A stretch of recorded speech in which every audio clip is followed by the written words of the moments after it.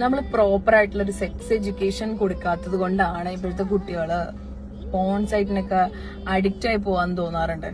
Addiction മാത്രല്ല, അതുപോലെ തന്നെ അവരെ പോൺ സൈറ്റ്സ് ഒക്കെ ഇതൊക്കെ കാണുമ്പോ പലതരം ഫാന്റസീസ് അങ്ങനത്തെ, അതായത് റിയൽ ലൈഫും വീഡിയോ ലൈഫും വേറെ വേറെ എന്നുള്ളത് മനസ്സിലാക്കാൻ കഴിയുന്നില്ല.